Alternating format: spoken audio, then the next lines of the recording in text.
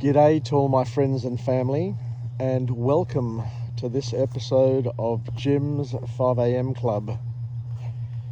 It's the Monday following the grand final, and sadly, my team, the mighty Parramatta Eels, were unable to win the premiership. What can I say? In reflection, it's the third grand final that I've been to over the past 10 or 20 years where Parramatta looked promising but were unable to bring home the bacon, so to speak. So it's Monday, it's the long weekend, so I've come down here to my local bushwalking track, and because of the rains, the water is running down here in the creek, and it is so peaceful. It's a lovely way to just get away and de-stress. So what I'll do is I'll cross over to the other side and we'll go on a bushwalk, a walk and talk like we normally do, and go through a book summary.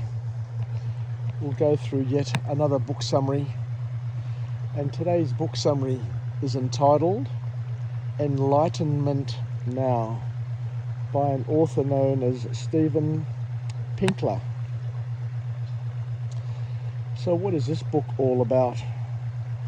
I guess this book here is all about helping us put things into perspective, comparing our past to our now.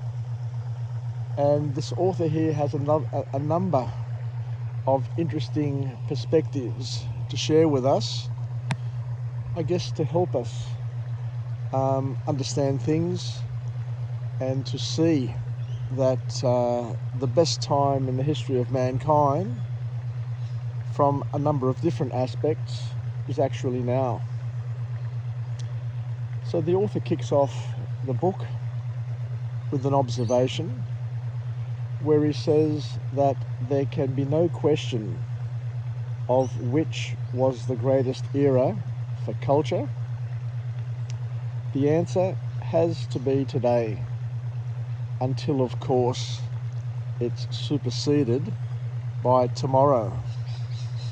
So what we're suggesting here, what we're saying, is that as time passes, as the generations continue to roll through, as we learn more, and as technology influences and trickles through our lives more and more, then as humans, to a certain extent, we can claim that we are better off. How can that be? I am forever getting into interesting sort of discussions with people who always seem to think that the past was much better than what we have today. But what happens from a psychological perspective is that we always tend to romanticize the past and make it seem a lot better than what it actually was. We're all guilty of it because we tend to focus on some of the great aspects of our past and forget all the other things that have happened, things that we've either ignored or things that have become part of our amnesia. Anyway, I'll just head back. There's a gentleman over there with his dog, so I won't disturb them. So what more can we learn from this author?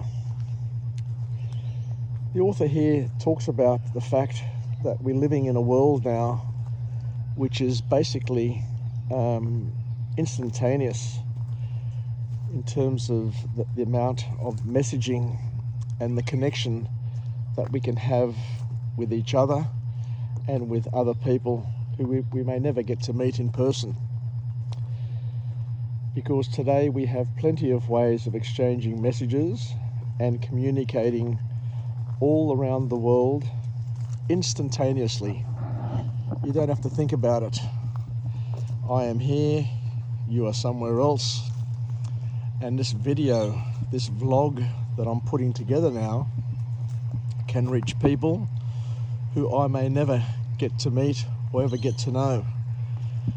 And it can be done through the gift of social media, through the internet, through Instagram, through Facebook, through LinkedIn, through YouTube, and maybe at some point through TikTok as well. So what we're saying is that we have many channels that we can communicate with others, and this has both a positive and a negative spin to it, according to the author. So what the author here is saying is that sadly the most popular spins are negative ones.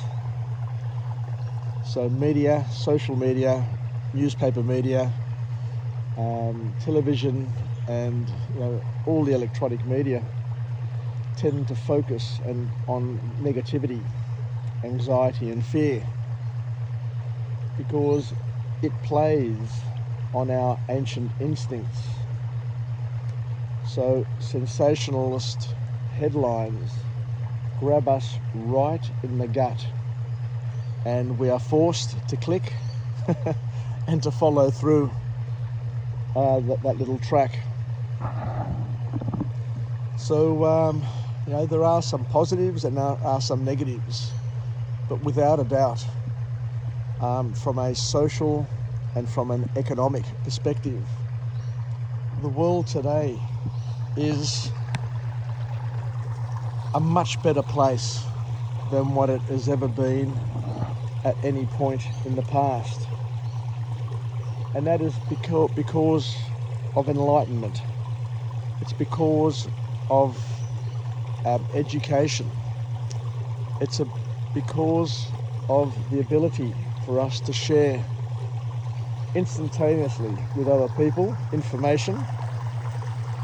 But as we say, we've got to be careful, we've got to be on guard, because that instant sharing of information can be manipulated, and it can be done in a way that can shape our worldview in a positive or a negative way. Enlightenment, this cannot be denied. Enlightenment has increased wealth whilst reducing poverty and inequality, and the science can prove it. So throughout the world, at this point in time, there are people who have access to internet, have access to free services, which they could never have had before. They can just click and get an innumerable amount of information from the billions of sources available on the internet. For example, this vlog that I'm doing today, as I mentioned before, will be free and accessible by anyone, anywhere in the world, as long as they have access to the internet and social media. So from a scientific perspective, what this author here is telling us is that we need to understand that just 200 years ago, over 90% of the world's people lived in extreme poverty. This is quite profound, actually. So let's take some time to understand it as best we can. Just 200 years ago, over 90% of the world's population lived in extreme poverty. I just think of that and it just troubles me. But the next point puts it all into perspective. But today, the share is below 10%. So only 10% of people throughout the world now live in extreme poverty. So what we're saying is that the world today, from an economic and a social perspective, yes, it has its problems, but it is a much, much better place than what it has ever been before. China, for example, has lifted, I think it's 600 or 700 million people, or even higher now, out of poverty. So that in itself is a major and a significant contribution to the well-being of the globe, of the people in the world. Yes, we can have people who will say that, pollution, the world climate, warming, and all of those things are worse today than what they've ever been before. But with progress comes a cost as well. You can't lift 70% or 80% or 90% of the world's population out of extreme poverty and not have any challenges to talk about. So once again, it's important to put it into perspective. From 1820 to 1900, the global income tripled throughout the world. So people became better off in some way, shape or form. We're not saying that everybody was an entrepreneur and got the full benefit from it, but for people who were unemployed or unemployable, they were able to work for the first time. They were able to depend on themselves for the first time.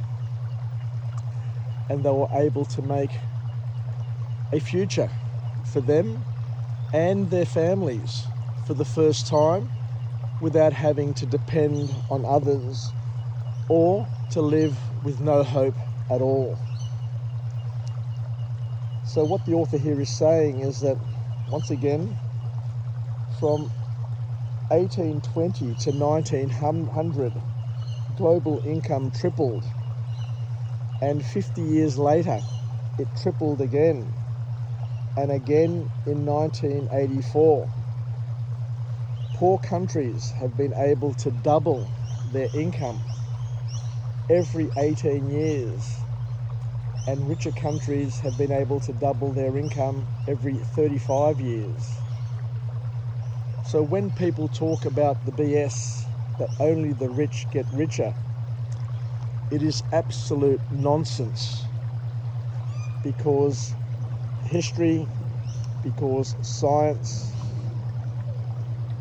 tells us in black and white terms that it's the whole world, and it's the 90% of people who are actually much better off today than what they were before.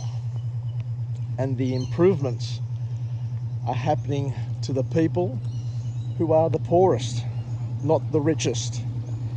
So in relative terms, the benefits are being shared, but they're being shared more equally from the people who have the least. So the author here goes on to say that there's a thing called a Kesnet curve, which shows that initially income grows and it leads to inequality, but it goes back down. There's a thing called Wagner's law, which also suggests that as countries' wealth increases, it spends more on social benefits. So the benefits, as we're saying, are shared amongst the least wealthy initially. So wealth increases. As countries' wealth increases, it spends more on social benefits, which means that it's sharing it among the people who need it most more. So the author's second formal point is where he says that thanks to the United Nations, which is a humanist movement, life is safer around the globe than what it has ever been before. This is a massive outcome, but most people wouldn't understand this because the media narrative, the narrative amongst people is much different. People will make you think, people will make you believe that the world is a less safe place now than what it's ever been before. And as we said, today is not perfect. We have some wars, we have unrest around the world. But 100 years ago, according to this author, that was the normal state in the world. I remember growing up in the 70s and the 80s when we had aircraft being taken over by terrorists. We had bombers in Sydney causing grief. And we had the threat of nuclear war, which was massive back then. So as we're saying, things have never been perfect, but things are a lot better today.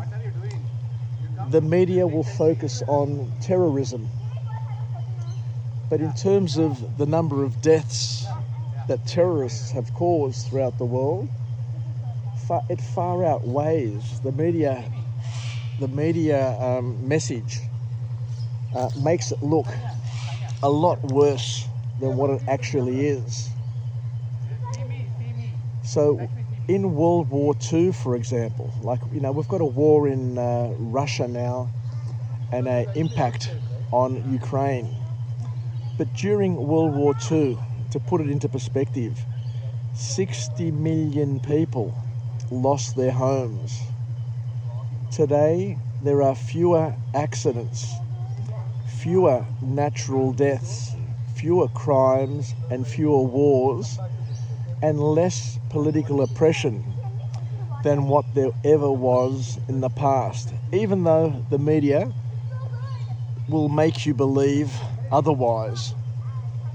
The reality, the truth is that today the world is a much safer place than what it has ever been before, regardless of the BS about global warming, regardless of all the anxiety, the fear, uncertainty and doubt which is talked about in terms of the potential issues that can be created in our world.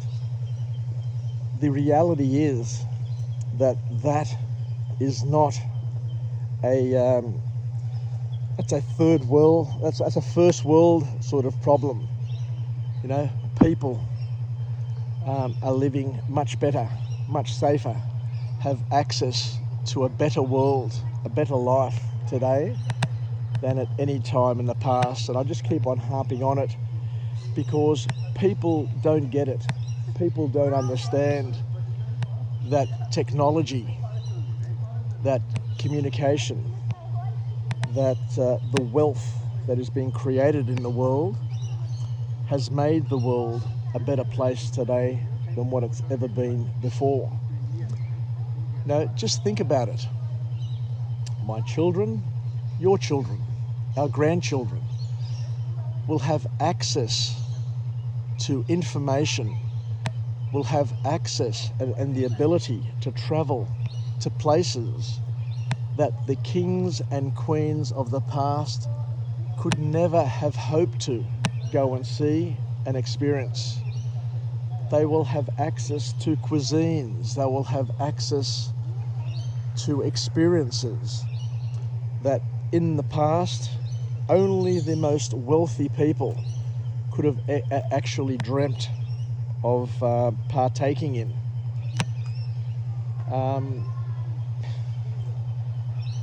The limit is only based on your own imagination. So the last formal point that comes out of this wonderful book, and I'm just really happy to be presenting this book today, is that today's critical issues like terrorism, artificial intelligence, and the environment must be based with reason, not conspiracy theories and pessimism. As we're saying here, a lot of things are blown out of proportion, and I guess there is a narrative to make things appear worse than what they actually are for particular reasons.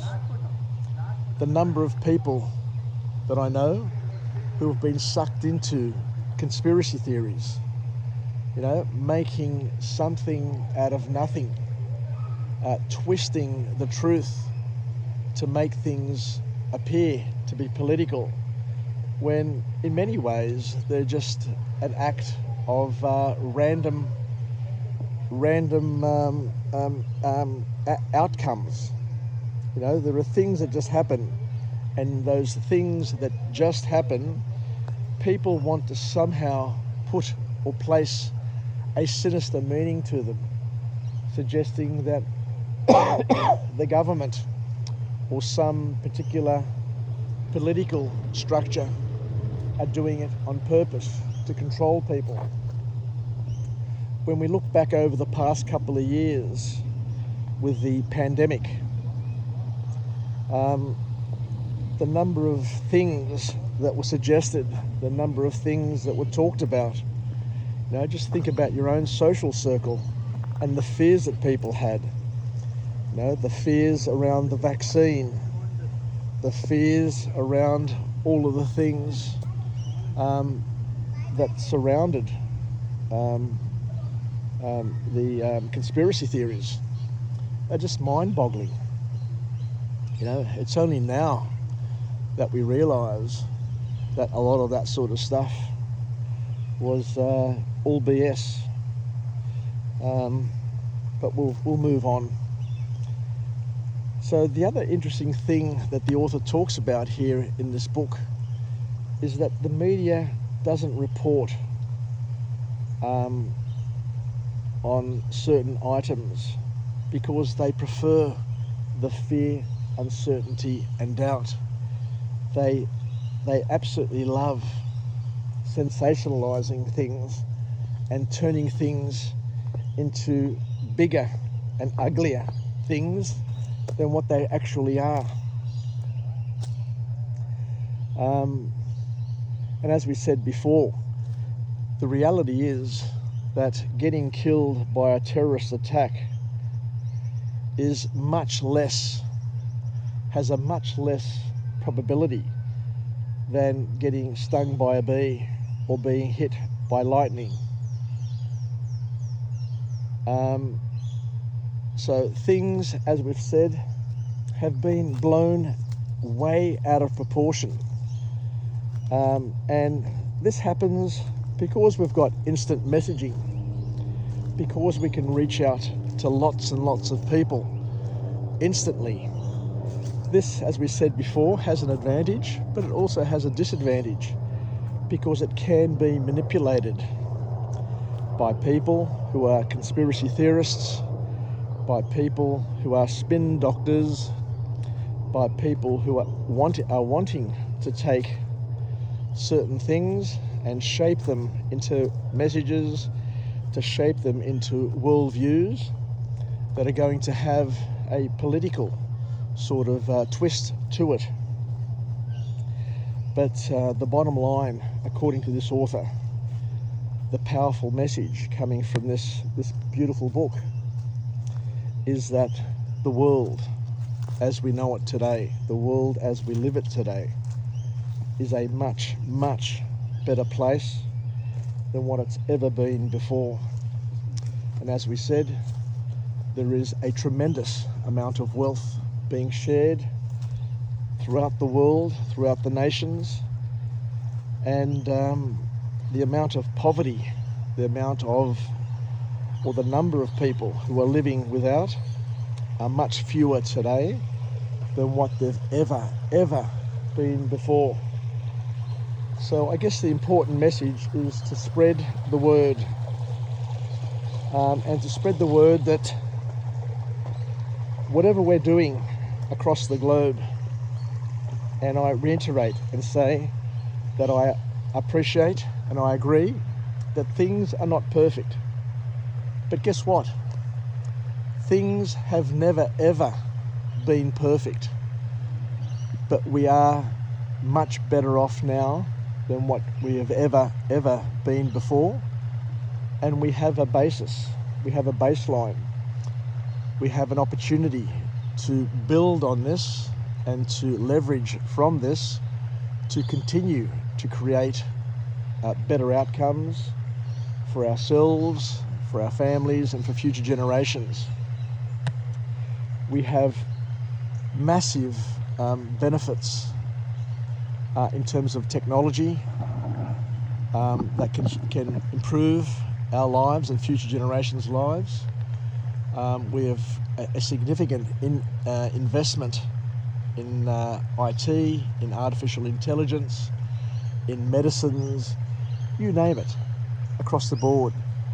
The fact that we have the internet, the fact that we can collectively collaborate, cooperate, and work together, and to share with others important pieces of information, to look for opportunity, to leverage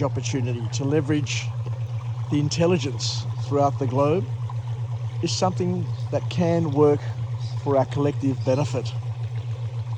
So the message coming from this book, from this author, is not to despair, but to celebrate the fact that the world is moving in the right direction.